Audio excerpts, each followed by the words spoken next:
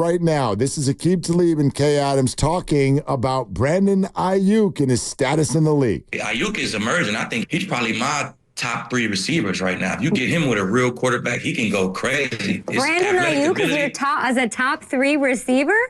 Man, he's just I don't really go off the stats. I go off the player and his body control, his routes, his hands, his speed. He can easily be a top receiver in the league. If you put him on a team and you make him the focal guy, he'll go crazy. Okay, all guests on 95.7 The Game appear on the River Islands guest line. Isn't it time for you to discover the islands, River Islands in Lathrop? And that's exactly where Aqib Talib is right now, joining us here on 95.7 The Game. Hey, Aqib, how you doing? I'm pretty good, man. How you doing? Yeah, we're doing great, man, and we're big fans of Brandon Aiyuk for sure, so certainly appreciate, we appreciate the kind of finer points that you were making about what he does on a field. But I want to start with this, because it sounded like you started by saying he's a top 3 receiver and then sort of switched to saying you project him as someone who could be. Can you expand on that? What do you actually think right now? Well, I think, what I said was I don't go off stats. So if you go off the stats, you got to pick the top 3 guys who got the best numbers and say those are the top 3 guys. But me being a cornerback and I guarded a ton of good receivers, I just go off how much problem would this guy present for a defense. And I think Aiyuk is up there, man. He's going to present a lot of problems for anybody who lines up to guard him. He's going to present a lot of problems for him. So if I was creating a team, it'd probably be Jamar Chase, Justin Jefferson, and if Aiyuk ended up my 3rd guy, or if he was my 3rd guy on the board and Aiyuk was there, I'll be just fine with that. So that's kind of what I meant by it. And I like that, and I want you to be a little bit more specific football-wise as to what he does that is such a difference maker, not only for the Niners, but as a receiver that gives teams problems. Man, well, when you play receiver, I feel like it's all about finishing plays, deep balls, 50-50 balls over the middle where it's going to kind of be contested. I feel like he's wonderful at that. And it's also about creating separation, and I feel like he's wonderful at that. So you a dog. He's physical. He's tough, man. That's what I'm looking for in a receiver. I want him to be physical, tough. I want him to finish plays and create separation. He does all that. He does all those things. So, that'd be one of the kind of guys I'm looking for if I was drafting wide receivers. Yeah, I think we get where you're coming from. I do wonder though. Let's throw out some other names CeeDee Lamb. Devontae Adams, is Brandon even potentially better than those guys? A.J. Brown. Man, he is neck and neck with those guys. So if you tied, in my opinion, if I'm tied for 3rd in interception touchdowns in ever, right? But I'm tied for 3rd. Some people say I'm 4th. I'm tied for 3rd, so I'm 3rd. So if you tied, you even. So with that 3rd, if I was naming my top receivers, I go Jamar, I go Jettis, and then at 3rd I put CD, Tyreek, Aiyuk, probably my 3rd, and then I come Devontae, and I think I take Aiyuk over Devontae.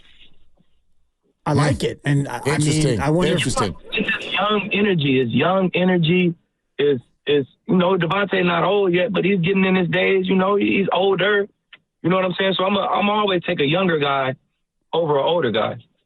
And I think Brandon would like you to be his agent because he's looking for that new contract, and you got him tied for 3rd. So if you're Brandon and you're thinking like the way you're thinking, is it understandable why he's maybe trying to hold in and wait for a better deal?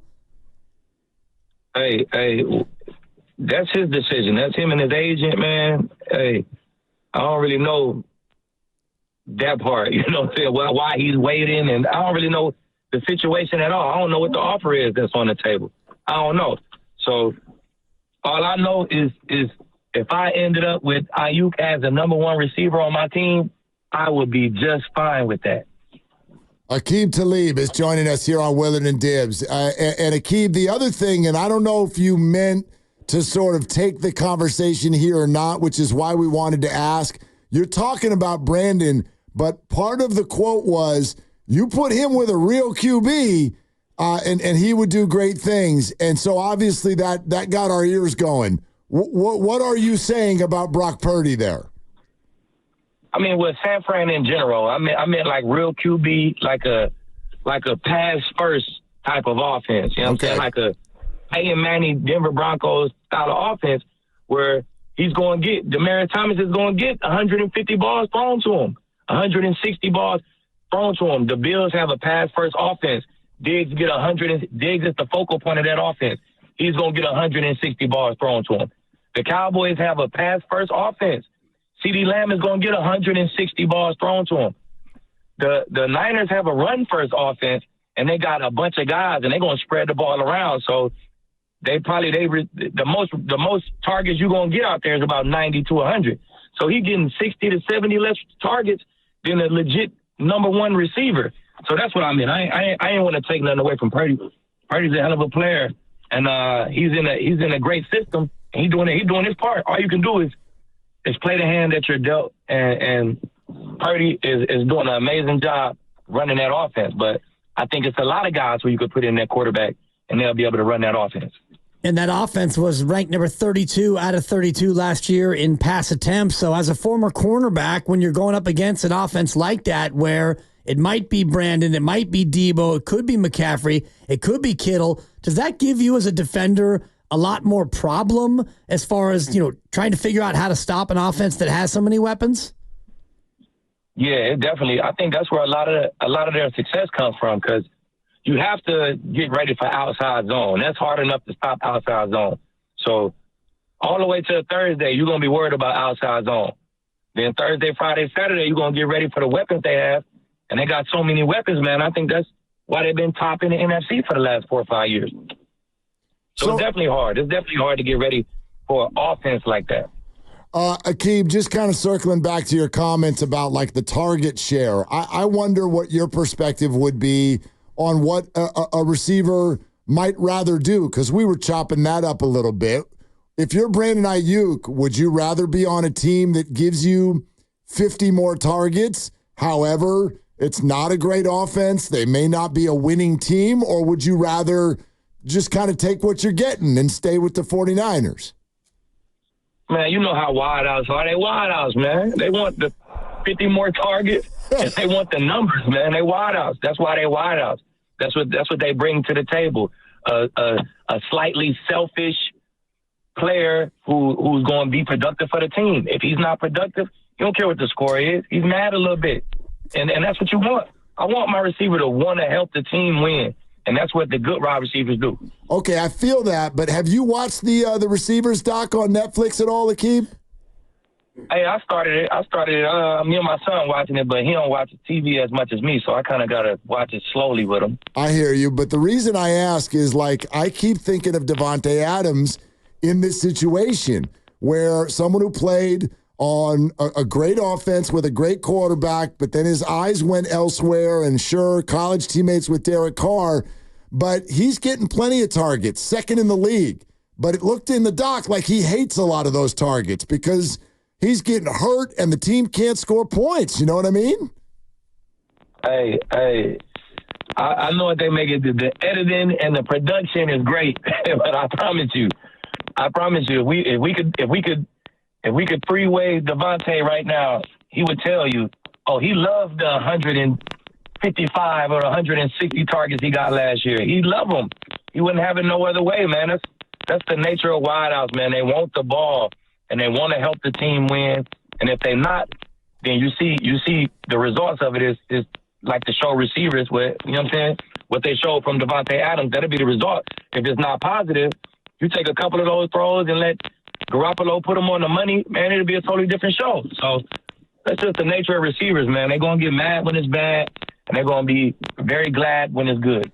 Is that kind of the nature of corners, too? Because the ultimate sign of respect is when they don't throw your way because they know that you're dangerous and you could pick it off. But at the same time, you got to kind of want the ball to come to your side. That way you can make a play.